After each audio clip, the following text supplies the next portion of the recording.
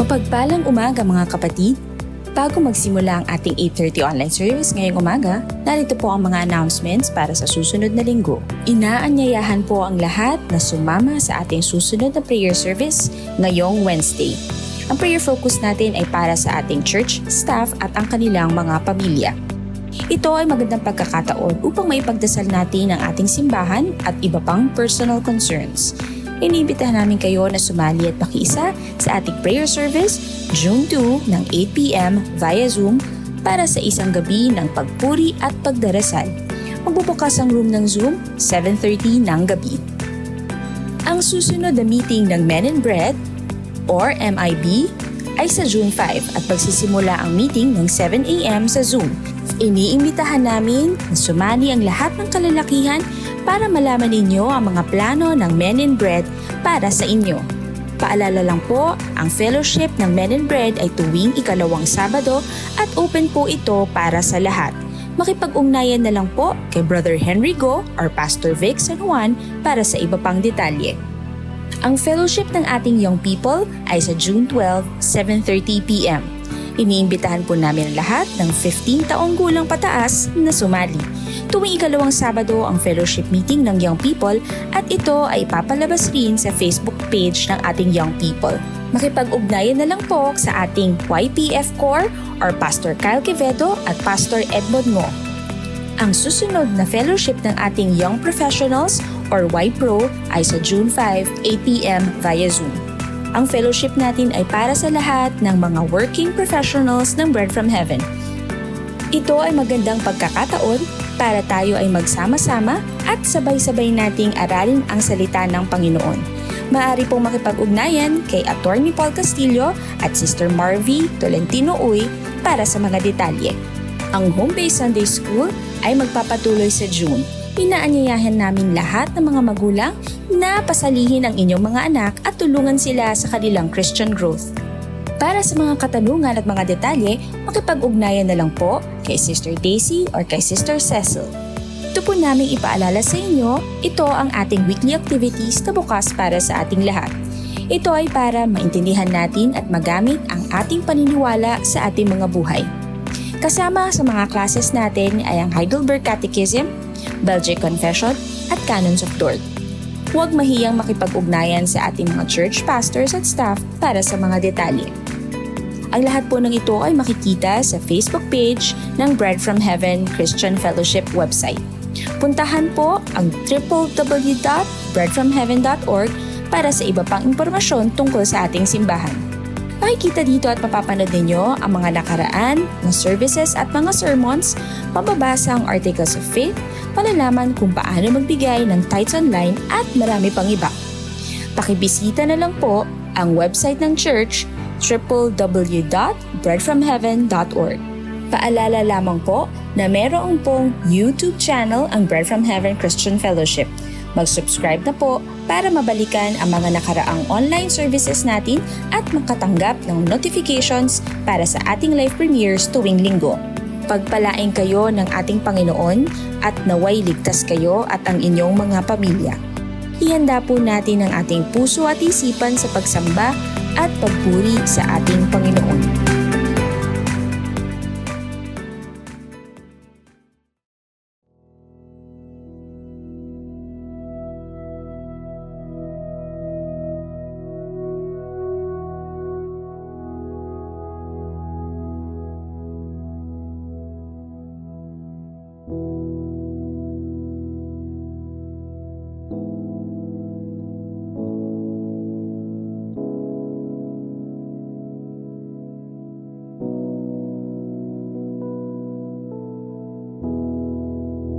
Isang mapagpalang umaga po sa ating lahat.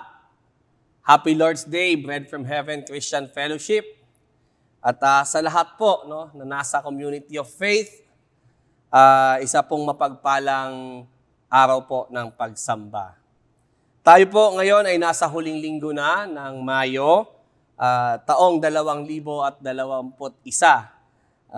Isang buwan na lamang, nasa kalahating taon at tayo pa rin ngayon ay nasa gitna ng ating pakikiharap or paikibaka sa pandemyang ito.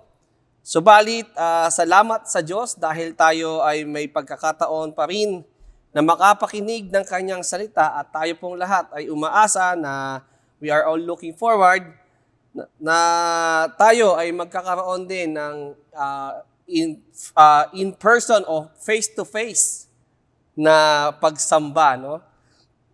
Samantala, atin pong buksan ang ating mga Biblia sa aklat ng mga awit sa ika-66 na kabanata, no? Or Psalms chapter 66.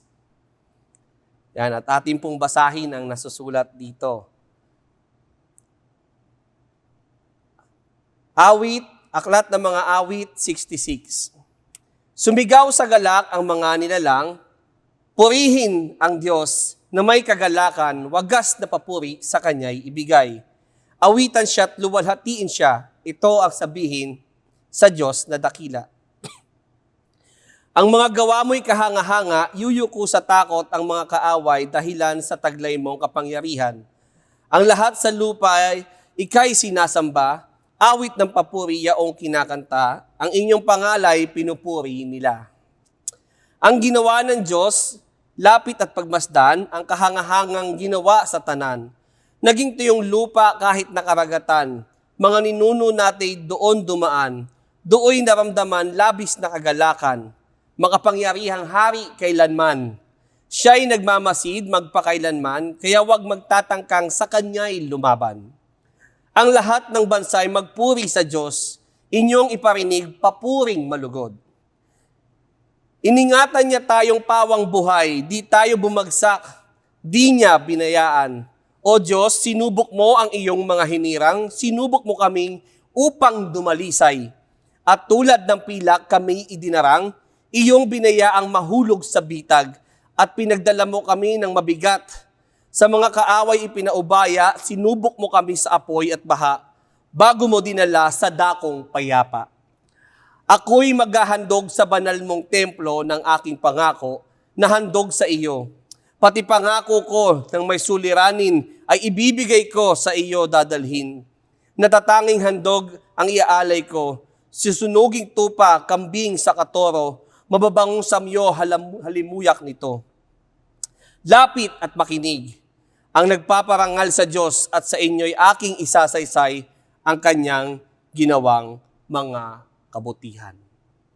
Manalangin tayo.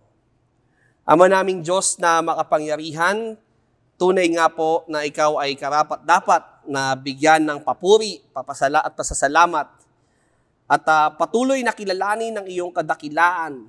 Ano man po ang aming mga dinaranas sa buhay ay hindi po noon mapapantayan o mahihigitan ang inyong pong katapatan sa amin. Kaya naman, Panginoon, sa araw na ito, tulungan niyo po kami na kilalanin ang inyong presensya. Magkaroon, Lord God, ng puso na handa na makinig at tumanggap sa inyo. At pagsisihan ang aming mga pagkukulang at ang aming mga sala laban sa inyo. At ganoon din, Panginoon, ay patuloy kaming magtiwala at manalig sa inyo pong katapatan at hindi po namin iwaglit sa aming isipan ang mabuting balita sa pamamagitan po ng inyong bugtong na anak. Kami nga po'y inyong tinubos.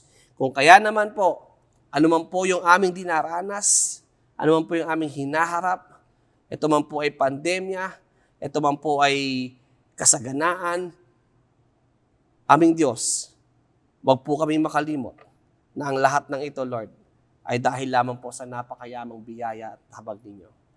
Kayo po ang siyang mapupurihan sa pangalan ni Jesus. Amen.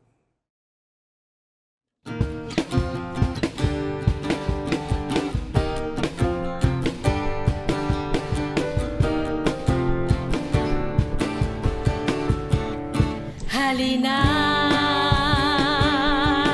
at magpuri, itaas ang ngalan ng Panginoon. Sa Kanya ay umawi,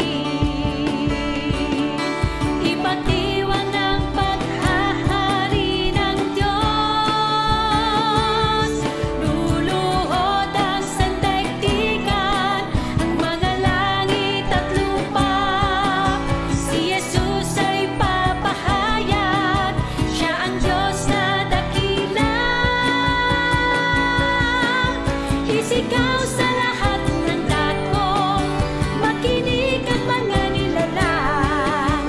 Kay Jesus tayo ay sumuko at mapabilang sa kanyang kaharian. At mapabilang sa kanyang kaharian.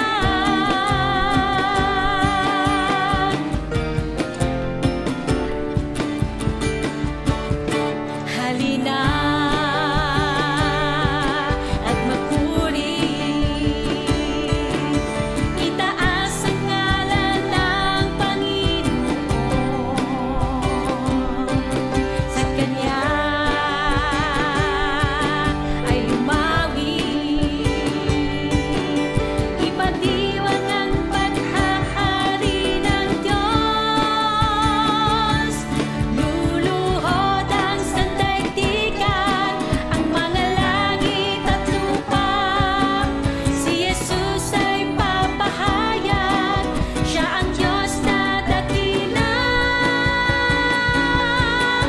Isigaw sa lahat ng dako, makinig ang mga nilalang. Kay Jesus tayo ay sumuko at mapabilang sa kanyang kaharian. At mapabilang sa kanyang kaharian. Siya ang Diyos na dakilang hari, ang tubig at tinapay ng buhay. Si Jesus makapangyarihan, siya ang Diyos na nagliligtas, ang magpawalang hanggang Panginoon. Halina at magpuri, itaas ang ngalan ng Panginoon. Sa Kanya ay lumawi, ipagdiwang ang paghahari ng Diyos. Luluhod ang sandaigdigan, ang mga langit at lupa. Si Jesus ay papahayag, siya ang Diyos na dakila. Isigaw sa lahat ng dako, makinig ang mga nilalang. Kay Jesus tayo ay sumuko at mapabilang sa kanyang kaharian. At mapabilang sa kanyang kaharian. Isigaw sa lahat ng dako, makinig ang mga nilalang. Kay Jesus tayo ay sumuko at mapabilang sa kanyang kaharian. At mapabilang sa kanyang kaharian.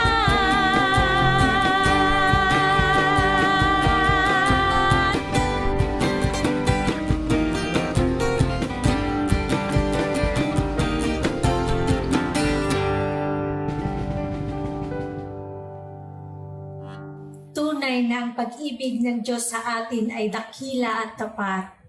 Siya ay nakamamangha at kahanga-hanga. Atin siyang papurihan at sambahin magpakailanman. Ang ating Diyos na si Yahweh, habang nabubuhay, sa ngalan niyang banal, lahat ay magpuri at mag-awitan. Dahil sa Kanya ay may kapahingahan, kapayapaan, kagalakan, at buhay na walang hanggan. Hallelujah. Kahanga-hanga, Diyos na dakila, karapat-dapat sa pagsamba. Kalawalhati ay walang katulad, higit sa sukdulan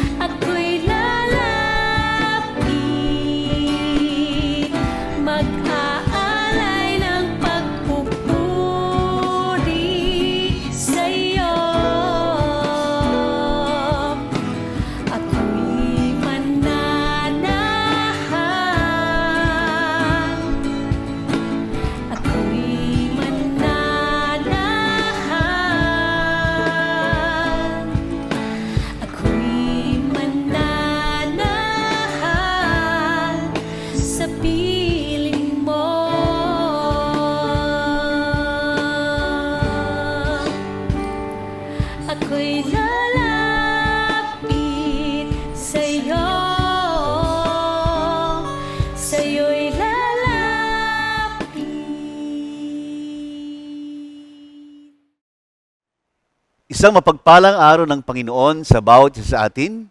Samahan po niyo ko na basahin mula sa Aklat ng Hebreo, Kabanatang 13, talatang 1 hanggang 17. Hebreo, Kabanatang 13, talatang 1 hanggang 17.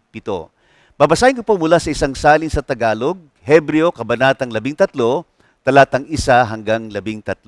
Ganito po ang sinasabi, ipagpatuloy ninyo ang pag-iibigang magkakapatid. Huwag ninyong kalimutan ang magpatuloy na mga dayuhan, sapagkat sa paggawa nito ang iba ay nakapagpatuloy na ng mga anghel nang hindi nila namamalayan. Alalahanin niyo ang mga bilanggo na parang kayo'y nakabilanggong kasama nila, ang mga inapi na parang kayo rin sa katawan. Maging marangal sa lahat ang pag-aasawa at huwag dungisan ang higaan, sapagkat ang mga nakikiapid at ang mga nangangalunya ay hahatulan ng Diyos. Umiwas kayo sa pag-ibig sa salapi at kayo'y masiyahan na kung anong meron kayo, sapagkat sinabi niya, sa anumang paraan ay hindi kita iiwan o pababayaan man. Kaya't padatag nating masasabi, ang Panginoon ang aking katulong, hindi ako matatakot. Anong magagawa sa akin ng tao? Alalahanin niyo ang mga namumuno sa inyo, silang nagsasalita sa inyo ng salita ng Diyos. Tignan niyo ang kinalabasan ng kanilang pamumuhay, tularan ninyo ang kanilang pananampalataya. Si Jesucristo ay siya ring kahapon, ngayon at magpakailanman. Huwag kayong padala sa sari-sari at kakaibang mga turo sapagkat mabuti na ang puso ay patibayin ng biyaya, hindi sa pamamagitan ng mga pagkain na di pinakinabangan ng mga tumupad ng mga iyon. Tayo ay may isang dambana na kung saan ang mga naglilingkod sa tabernakulo ay walang karapatang kumain, sapagkat ang katawan ng mga hayop na ang mga dugoy dinala ng pinakapunong pari sa sanktuaryo para sa kasalanan ay sinusunog sa labas ng kampo. Kaya naman si Jesus man ay nagdusa sa labas ng pintuan ng lungsod upang gawing banal ang mga tao sa pamamagitan ng kanyang sariling dugo. Kaya't puntahan natin siya sa labas ng kampo na dala ang kanyang kahiyan, sapagkat dito'y wala tayong lungsod na magtatagal, ngunit hinahanap natin ang lungsod na darating. Kaya sa pamamagitan niya ay magandog tayong patuloy ng alay ng pagpupuri sa Diyos, sa makatwid ay ang bunga ng mga labi na nagpapahayag ng kanyang pangalan. Huwag ninyong kaligtaan ang paggawa ng mabuti at ang pamamahagi, sapagkat ang Diyos ay nalulugod sa mga gayong handog. Sumunod kayo at pasakop sa mga namumuno sa inyo, sapagkat sila'y matamang nagbabantay alang-alang sa inyong kaluluwa bilang mga mananagot.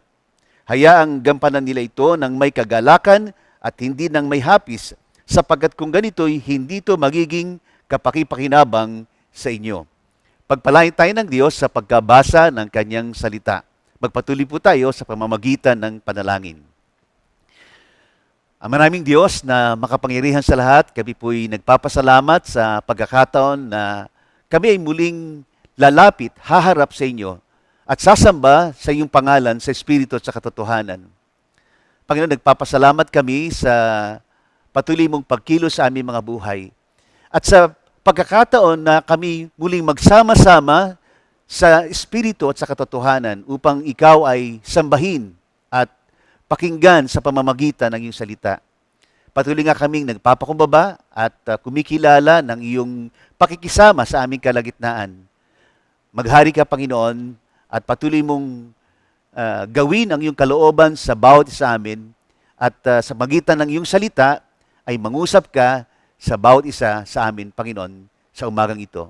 Maraming pong salamat at sa ipong lahat ng kapurihan sa pangalan po ng aming Panginoong Hesus. Amen.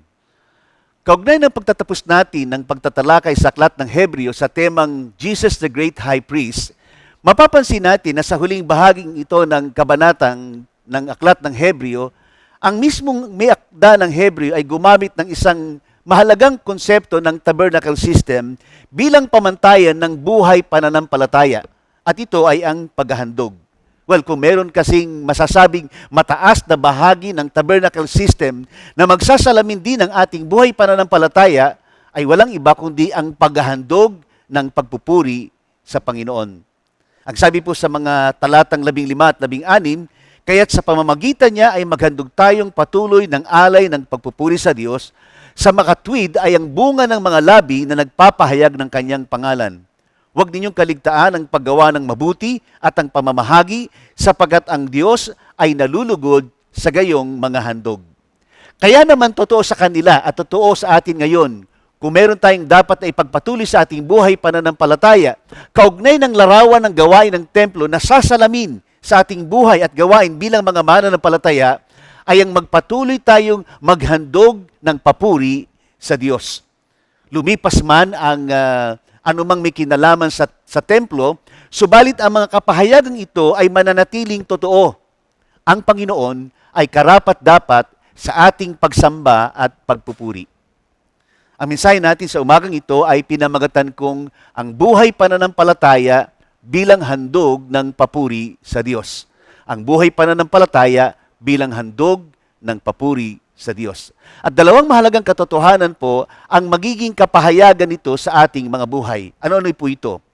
Una, ang buhay pananampalataya bilang handog ng pagpupuri sa Diyos ay nahahayag sa pagpapakita ng mabuting gawa para sa isa't isa at para sa iba. Ang buhay pananampalataya bilang handog ng pagpupuri sa Diyos ay nahahayag sa pagpapakita ng mabuting gawa para sa isa't isa at para sa iba. Ito'y makikita natin mula talatang 1 hanggang talatang 3. Ilagay natin sa isipan natin na kung papaanong ang mga mananampalataya sa panahong isinulat ang aklat na ito ay humaharap sa matinding pag-uusig. Kaya naman, hindi madali yung naging buhay nila noon dahil yung mismong pananampalataya nila ay ang dahilan kung bakit sila'y nakakaranas ng pag-uusig. Meaning, mahirap nilang i-expose yung kanilang mga sarili bilang mga mananampalataya sapagkat bukod sa tiyak na makakaharap sila ng pag-uusig, ay baka maging kahulugan ng mismong buhay nila. Kaya naman, kung meron silang pwedeng maging pangunahing concern noon, ay yung kanilang mga sariling buhay. Ngunit mapapansin natin, maging ang pangunahing panawagan sa bahaging ito, sabi sa talatang 1, ipagpatuloy ninyo ang pag-iibigang magkakapatid. At makikita nga natin dito, sa kabilang banda na nakakaranas sila ng pag-uusig, inuna pa nila kung paanong sila'y patuloy na mag-iibigang magkakapatid. Well, hindi naman siguro mahirap intindihin kung paano napakahalaga na maunawaan natin ito sapagkat parehong madiin ang dalawang salitang nakapaloob dito, pag-iibigan at magkakapatid. Well, isipin natin, kahit anong gawin nating pagbasa, pagbalik ta rin man natin ang dalawang salitang ito, tiyak maglalabas pa rin ito ng mabuti at maganda para sa isa't isa. Halimbawa, kung sasabihin natin, mag-ibigan tayo dahil tayo ay magkakapatid. O kaya, pwede natin sabihin, magkakapatid tayo, kaya dapat tayo ay nag-iibigan. Laging ang mangyayari ay gagawin natin ang pinakamabuti para sa isa't isa. Hindi rin naman tayo nalalayo sa kalagayang pinagdadaanan nila noon. Totoo, wala man tayong pag-uusig, ngunit bunga ng pandemyang pinagdadaanan natin, parang matinding pag-uusig na rin ang nararanasan natin. Humaharap tayo sa kalabang mapanganib at hindi natin nakikita at pati na rin ang mga epekto nito sa pang-araw-araw nating pamumuhay. Kasama pa ang iba pang mga problema na ating pinagdadaanan. Kaya nga pare-pareho tayong dumadaan sa matinding paghihirap. Yung iba ay hindi halatang may pinagdadaanan, pero yung iba ay halatang halata. Kaya nga, totoo sa kanila at totoo sa atin ngayon, kung merong magpapalakas sa atin, lalo na sa mga panahong tulad dito, kailangang ipagpatuloy natin ang pag-iibigang magkakapatid. At ang ibig lang sabihin nito ay ang pagtutulungan, pagdadamayan, at paggawa ng mabuti para sa bawat isa. At kapag binasa natin ang tinukoy dito na bawat isa, bukod sa maliwanag na binanggit yung salitang magkakapatid, meaning, tayong mga mananampalataya ang unang-unang dapat nagdadamayan sa isa't isa. Sa kabilang banda, binanggit din dito yung mga dayuhan, bilanggo, at pati ang mga inaapi. Nangangahulugan na hindi lang dapat malimita ang pagtulong, pagdadamayan at paggawa natin ng mabuti sa isa't isa, kundi ganun din para sa iba. At kung hierarchy ng pagtulong ang pag-uusapan, lagi ang sinasabi natin na pangunahin lagi ang pamilya sa pananampalataya at ang iba pa. Again, mabanggit lang natin uli yung issue ng community pantry, nakita naman natin kung paano ito itinangkilik at nakita din natin kung paano ito ay inabuso. At naging usap-usapan din kung tayo ba sa church ay dapat directly na involved sa community pantry. Well, ano sa palagay niyong sagot? Well, bilang mga nasa Panginoon, dapat tayong involved, at dapat tayong active sa pagtulong, pagdadamayan at paggawa ng mabuti para sa bawat isa at ganoon din para sa mga ibang mga tao. Kasi marami namang pwedeng gawin. Isa lang ang community pantry. Ang totoo, maraming kwento ng pagdadamayan at paggawa ng mabuti na makikita at marinig natin. It so happen na yung community pantry ay masyadong na-highlight.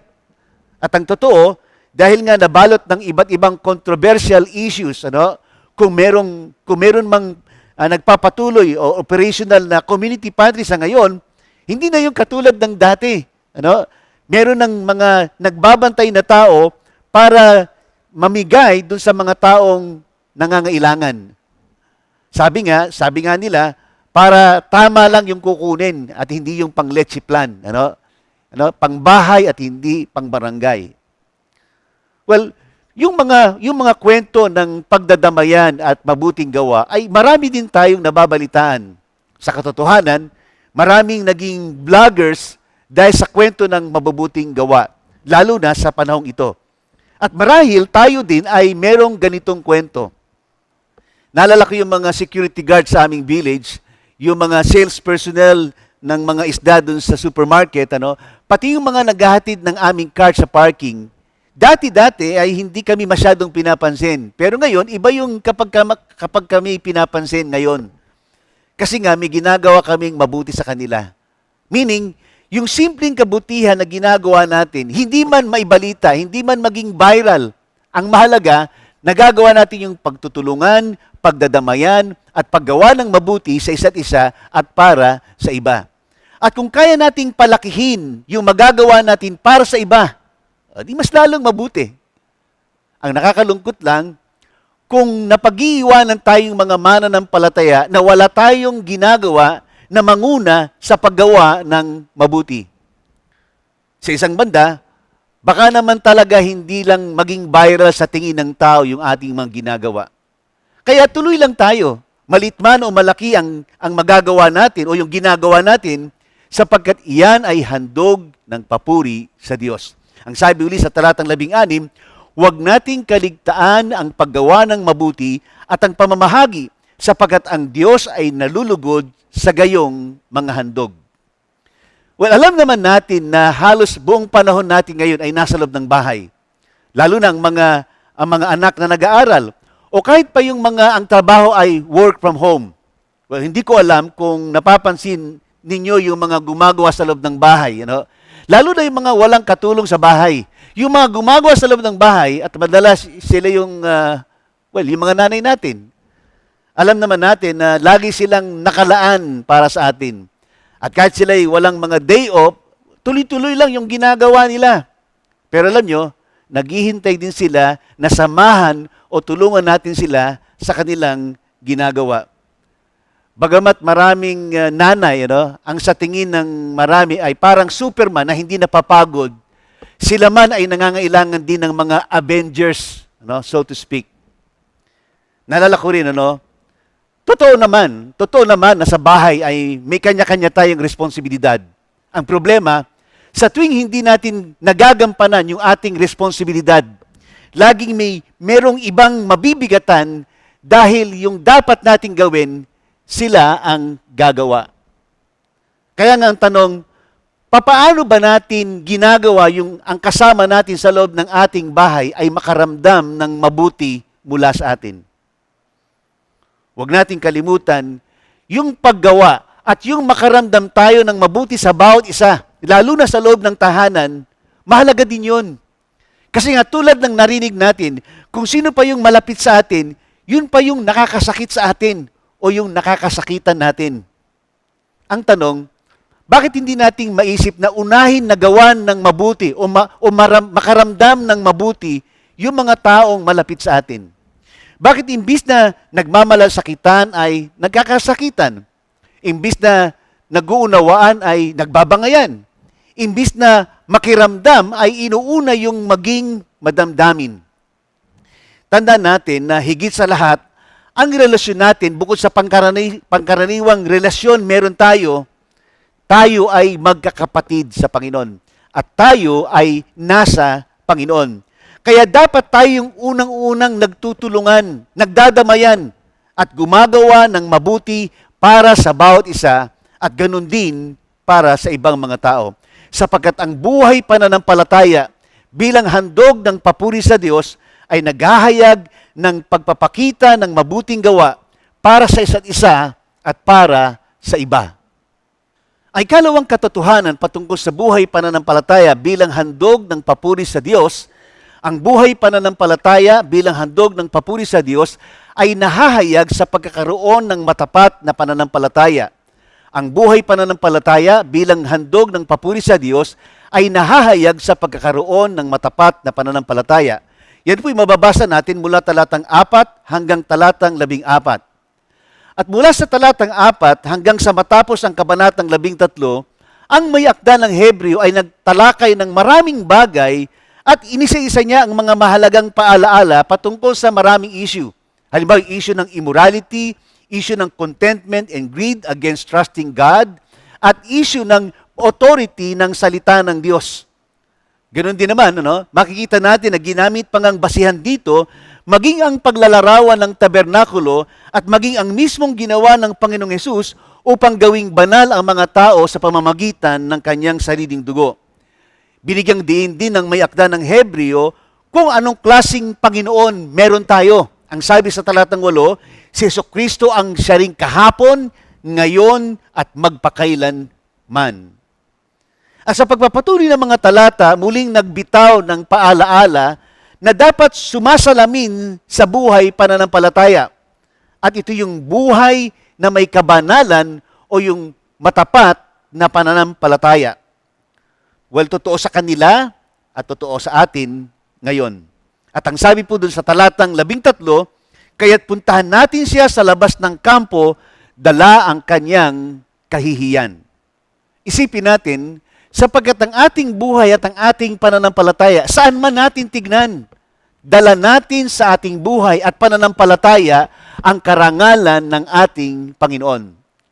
Kaya naman kapag pinag-usapan ang buhay natin sa harapan ng mga tao, meron tayong kailangang pag-ingatan. At ano yung kailangan nating pag-ingatan? Una, pag-iingatan natin ang karangalan ng ating relasyon sa loob ng ating tahanan, sa ating asawa, maging sa ating pamilya. Ang sabi po doon sa talatang 4, maging marangal sa lahat ang pag-asawa at huwag dungisan ang higaan, sapagkat ang mga nakikiapid at ang mga nangangalunya ay hahatulan ng Diyos. Sa kabuuan, ang sinasabi dito, bukod sa kinamumuhian ng Diyos ang immoralidad ay sumisira ng relasyon sa pagitan ng mag-asawa at maging ng pamilya. Habang ang naisin ng Panginoon ay bumuo ng isang matibay na relasyon ng mag-asawa at pamilya, nakakalungkot na nakakakita tayo ng nawawasak na tahanan. Huwag nating payagang mangyari ito sa ating relasyon at sa ating pamilya sa anumang kadahilanan. Minsan pa nga, malit lang ang nagiging dahilan ng pinagmumulan ng hindi natin pagkakaunawaan. Parang tulad sa panahong ito. Well, sa totoo lang, nakakasira talaga ng bait ang epekto ng quarantine natin. No? Tapos meron pa tayong tinatawag na moment of weakness. At kapag ang dalawang ito ay nagsabay, hahamakin pati ang virus, makalabas lang ng bahay. O kaya ay gumawa ng mga nakakawala ng bait. Kaya nga kailangan natin ang mas mahabang pasensya sa isa't isa. Lalo pa tayo ay nasa Panginoon. Ingatan natin ang karangalan ng ating relasyon sa loob ng tahanan, sa ating asawa at sa ating pamilya, sapagkat iyan ay paghahandog ng papuri sa Panginoon. Well, biruin nyo, kung sa loob ng ating mga relasyon ay iniipon natin yung galit, sama ng loob at pag-aaway. Well, natatandaan nyo ba ang paalaala sa atin sa tuwing tayo ay nagkakaroon ng pag-aaway at mga katulad nito? Anong sabi sa Efeso Kabanatang 4, talatang 26? gaano ba dapat katagal o gaano natin dapat patagalin ang ating galit. Ang sabi po doon sa Efeso, Kabanatang 4, talatang 26, huwag daw lulubugan ng araw. Kaya nga bumibigat ang loob natin, masyado nating pinapatagal yung galit at sama ng loob na hindi natin inaayos. Huwag nating payagan. Hindi lang yon. Kapag pinag-usapan ang buhay natin sa harapan ng tao, yung ating matapat na pananampalataya ay dapat magdala sa atin upang ingatan ang ating personal na buhay. Ang sabi po dun sa talatang 5, umiwas kayo sa pag-ibig sa salapi at kayo masiyahan na kung anong meron kayo.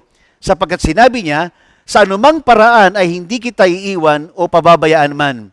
Kaya't panatag nating masasabi, ang Panginoon ang aking katulong, hindi ako matatakot. Anong magagawa sa akin ng tao? Well, ang issue po ng salapi sa buhay ay hindi na bago. At hindi rin natin may tatanggi na kailangan nating kumita, magkaroon ng salapi. At kung magagawa nating managana sa buhay, bakit hindi? Kailangan lang na mapanatili natin ang ating pagtitiwala sa Panginoon. Tandaan natin na ang pananagana sa buhay ay hindi dapat hiwalay sa ating katapatan sa Panginoon. Sabi ng binasa natin, hindi tayo iiwan at pababayaan ng Panginoon.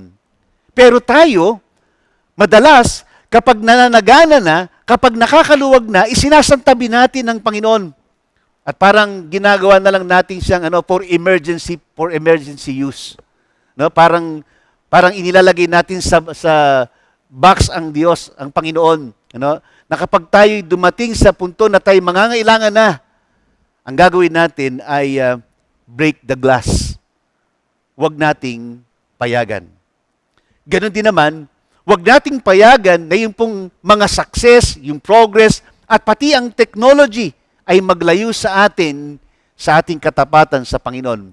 Bagkus, ang anumang magiging atin o anuman yung mararating natin ay dapat magdala sa atin sa kasapatan at pagtitiwala sa Panginoon sapagkat iyan ay handog ng pagpupuri sa Panginoon. Hindi lang yon. Kapag pinag-usapan ang buhay natin sa harapan ng mga tao, yung ating matapat na pananampalataya ay magdala sa atin upang ingatan ang ating sarili sa pagkilala sa kapangyarihan at pagsunod sa salita ng Diyos. Ang sabi po doon sa talatang 7, alalahanin ninyo ang mga namumuno sa inyo, silang nagsalita sa inyo ng salita ng Diyos, tingnan nyo ang kinalabasan ng kanilang pamumuhay, tularan niyo ang kanilang pananampalataya. Sa talatang 9, huwag kayong padala sa sari-sari at kakaibang mga turo, sapagkat mabuti ang puso ay patibayin ng biyaya, hindi sa pamamagitan ng mapagkain, na di pinakinabangan ng mga tumutupad na mga yon. At sa talatang 17, sumunod kayo at pasakop sa mga namumuno sa inyo, sapagkat sila'y matamang nagbabantay alang-alang sa inyong mga kaluluwa, bilang mga mananagot. Hayaang gampanan nila ito ng may kagalakan at hindi ng may hapis, sapagkat kung ganito ay hindi ito magiging kapaki-pakinabang sa inyo. Well, sa pagkilala natin ng authority o kapangyarihan ng salita ng Diyos, partikular na tinukoy dito ang pagsunod at pagpapasakop natin sa mga namumuno sa atin.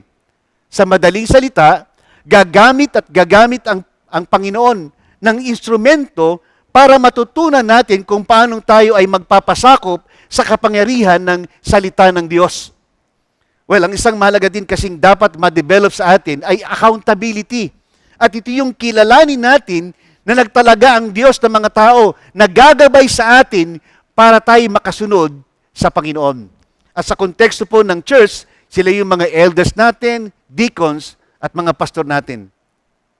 At sa pong ito, gusto kong sabihin, with all due respect, sabi nga, at sang sabi pa ay, bato-bato sa pulpit, ang tamaan ay tamaan na lang. Well, kung sa bahay, kung meron daw less appreciated sa loob ng bahay, sino ba yon? Yung mga parents natin. At madalas, yung mga nanay o yung mga wife. At sa context naman ng church, kung merong less appreciated in the church, sino naman yon? Yung mga church leaders natin. At kasama na yung mga pastor natin. Sa totoo lang, napakasipag ng ating church consistory ngayon. And they're all serving the Lord voluntarily and sacrificially. Now, if it happens na nakita nyo sila, well, give it up or say a prayer para po sa kanila. Ano? At nakikita natin yung kanilang paglilingkod sa Panginoon voluntarily and sacrificially. Kasama na yung ating mga ibang mga preaching pastors na meron tayo. Well, payagan nyo pong ibahagi ko sa inyo itong isang message sa akin at gusto ko pong ibahagi ito for God's glory. At ipinadala po sa akin ang mensaheng ito through messenger. And I suppose, in connection ito dun sa, kung ito ay matatandaan ko, ito ay in connection with Pastor's Appreciation Month. Galing ito sa isang anonymous. Siyempre, kilala ko. But to you, she is an anonymous. Ano? Ang content ng kanyang message ay ganito. Pastor, Pas, how are you? I'm sorry if I'm just saying hello to you. It's always me you're asking, how are you? I'm fine. How about you? Since we got to know you, you are so brave and strong. That's why we forgot that you are also human, but probably you're going through deep things. Pastor, how are you? I know sometimes you are not okay, but you choose to hide what you feel, showing us that you are strong because you don't want to be affected and weakened. I'm always the one telling you the story of my burdens and my cold seasons. But sometimes, I don't remember you if you're okay. Maybe the times you carried my burden, the burden you have is heavier. Pas, sorry po. Sorry because I didn't remember to ask you, how are you? I can help you even in a simple thing. Sorry for the times that I'm angry with you because of what you're telling me. I know that it is for me to grow, to bear fruit. Sorry because we just remember you when we have prayer requests. But most of the time, we don't even include you in our prayers. Sorry because sometimes we don't see your hard work and sacrifices. Sorry because we know that you're tired, but we can even support and help you. Pas, let me be with you. Let me be the one to help you, support and pray for you. Let me feel that we also are with you in the fight that you're going through. I will be the one to defend you. Let us be the ones to make up for your sacrifices, even for a simple thing. Peace be upon you. Thank you for the tireless waiting and the love that you make us feel. Thank you because you remain standing beyond your burdens. Thank you because we know you have your own battles in life, but you are united in our battles. Thank you for treating us as children and siblings who always support us. Thank you because God gave you to be our pastor. We love you very much. Blessed day, Pastor. Well, ang sabi po sa atin sa mga talata, alalahanin nyo ang mga namumuno sa inyo, silang nagsalita sa inyo ng salita ng Diyos. Tandaan po natin, gagamit pa rin ng Diyos ng instrumento para matutunan natin kung paanong tayo ay magpapasakop sa kapangyarihan ng salita ng Diyos. Sapagkat ang isang mahalagang ma-develop sa atin ay yung accountability. At ito yung kilalanin natin na nagtalaga ang Diyos ng mga tao na gagabay sa atin para tayo ay sumunod sa Panginoon. Kaya nga sa kabuuan, kapag pinag-usapan natin ang buhay natin sa harapan ng mga tao, yung ating matapat na pananampalataya ay magdadala sa atin na ingatan natin ang ating karangalan sa ating relasyon sa loob ng ating tahanan, sa ating asawa, at maging sa ating pamilya. Sapagkat kung ang sanglibutan ay namumuhay sa imoralidad, tayo ay hindi. Kapag pinag-usapan ay ang buhay natin sa harapan ng tao, yung ating matapat na pananampalataya ay magdadala sa atin na ingatan natin ang ating personal na buhay. Sapagkat kung ang sanglibutan ay pinapairal, ay kasakiman, kawalan ng kasapatan at hindi pagtitiwala sa Diyos, tayo ay hindi. Kapag pinag-usapan ay ang buhay natin sa harapan ng mga tao, yung ating matapat na pananampalataya ay magdadala sa atin na ingatan natin ang ating pagsunod sa salita ng Diyos. Sapagkat kung ang sanglibutan ay may ibang pamantayan at pabago-bago ng sistema, tayo ay hindi. Bilang matapat sa pananampalataya, tayo tapat sa ating mga asawa at sa ating kanya-kanyang pamilya. Bilang matapat sa pananampalataya, Tayo tapat sa Diyos, higit sa anumang kayamanan at karangyaan sa buhay. Bilang matapat sa pananampalataya, tayo'y tapat sa salita ng Diyos. Sapagkat ang matapat sa pananampalataya ay inuuna lagi ang karangalan ng Panginoon at hindi ang sarili. At yan ang handog na papuri sa Panginoon. Sapagkat ang buhay pananampalataya bilang handog ng papuri sa Diyos ay nahahayag sa pagkakaroon ng matapat na pananampalataya. Ano pong ating natutunan? Natuklasan natin ang dalawang mahalagang katotohanan sa buhay pananampalataya bilang handog ng papuri sa Diyos. Ano-ano po ito? Una, ang buhay pananampalataya bilang handog ng papuri sa Diyos ay nahahayag sa pagpapakita ng mabuting gawa para sa isa't isa at para sa iba. Kaya nga kung yung simpleng kabutihan na ginagawa natin, hindi man maibalita, hindi man maging viral, ang mahalaga, nagagawa natin yung pagdadamayan, pagtutulungan, at paggawa ng mabuti sa isa't isa at para sa iba. At kung kaya nating palakihin pa yung magagawa natin para sa iba, mas lalong mabuti, sapagkat yan din ang tatak ng isang tunay na kapatid na umiibig. Ang nakakalungkot lang, kung napag-iiwanan tayong mga mananampalataya na wala tayong ginagawa na manguna sa paggawa ng mabuti. Sa isang banda, baka naman talaga hindi lang maging viral sa tingin ng tao yung ating ginagawa. Kaya tuloy-tuloy lang tayo. Malit man o malaki ang magagawa natin sapagkat iyan ay handog ng papuri sa Diyos. Ikalawa, ang buhay pananampalataya bilang handog ng papuri sa Diyos ay nahahayag sa pagkakaroon ng matapat na pananampalataya. Ang buhay pananampalataya bilang handog ng papuri sa Diyos ay nahahayag sa pagkakaroon ng matapat na pananampalataya. Kaya nga tayo tapat sa ating kanya-kanyang asawa at tayo tapat sa ating kanya-kanyang pamilya. Tayo tapat sa Diyos higit sa anumang kayamanan at karangyaan sa buhay. Tayo tapat sa salita ng Diyos. Sapagkat ang matapat sa pananampalataya ay inuuna ang karangalan ng Panginoon at hindi ang sarili. At yan ang handog ng papuri sa Panginoon. Kamusta po ang ating buhay pananampalataya? Anong klaseng handog ang ipinapahayag ng ating buhay? Paano po ang buhay natin ay nagbibigay ng papuri sa Diyos? Manalangin po tayo.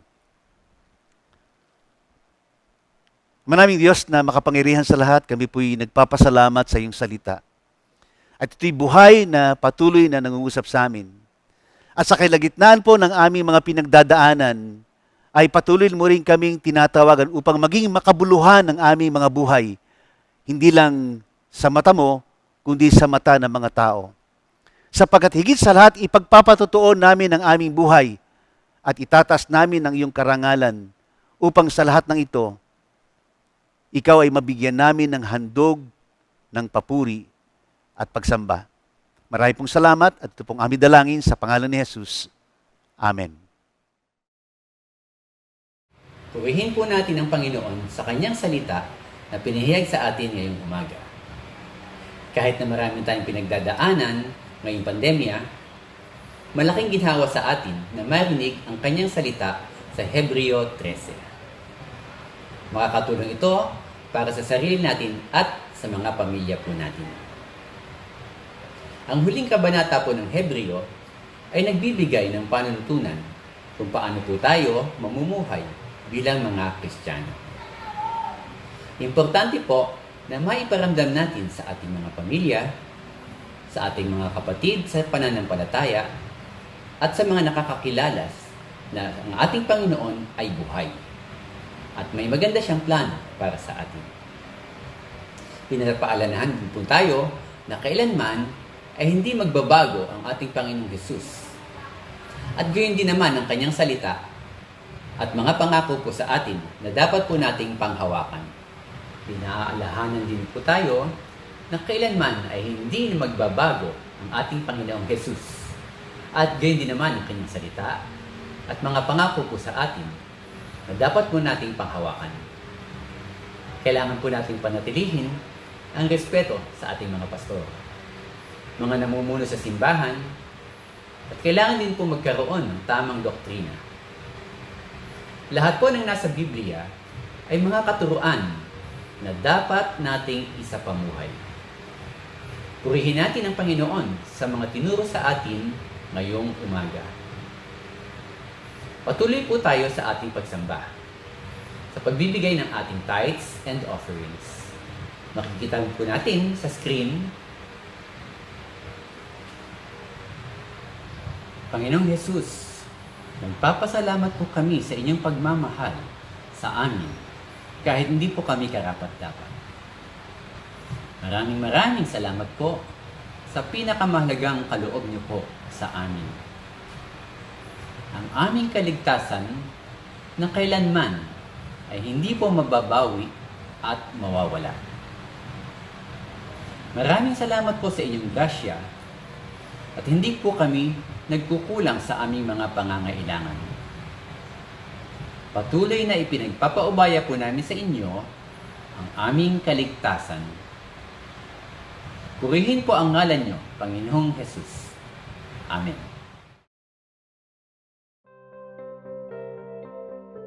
Greetings, Church. I'm Brother Ronnie Ray.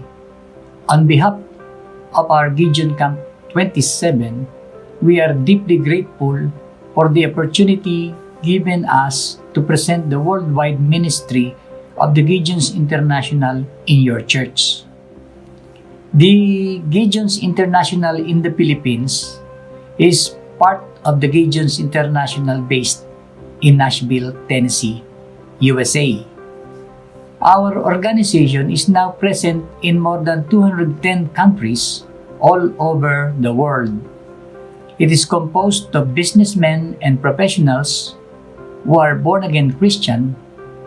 Its primary goals, like all local Christian churches, is to win souls for Christ. Based on God's promise in Isaiah chapter 55 verse 11, which says, "So shall my word be that goes forth from my mouth. It shall not return to me void, but it shall accomplish what I please, and it shall prosper in the thing for which I sent it." We distribute Bibles and New Testaments free of charge to students in schools, hospitals, hotels, prisons, members of our police and armed forces, including calamity victims. All year round, we present the Gideon ministry to several churches to invite them to partner with us through prayer, membership, and free will offering to augment our scripture fund, which is used to subsidize the printing of Bibles that we give out for free. I would like to tell the story of one of our fellow members in Camp 27, who is now with the Lord, has testified how in one of his official weekend trips for the Central Bank, he was offered a woman for the night and eventually decided to accept the offer. While waiting for the woman, he happened to open the drawer of the nightstand of the hotel and found a Gideon Bible. He started to read it and kept reading John chapter 3. He was so convicted by the powerful and living word of the scriptures that he sent the woman away. He read the Bible the entire night and became born again. He joined the Gideons and became a committed and dedicated member. As we the redeemed journey in the new normal, let us not grow weary. But as the Lord says in Joshua chapter 1 verse 9, "Have I not commanded you? Be strong and of good courage. Do not be afraid, nor be dismayed, for the Lord your God is with you wherever you go." We must focus on Jesus, who is able to do exceedingly more than we ask or think. then we will have good success in our businesses, finances, relationships, our children, our lives. May God rich blessings, guidance, strength, peace, and joy be with us all in the days ahead. Praise the Lord. Hallelujah.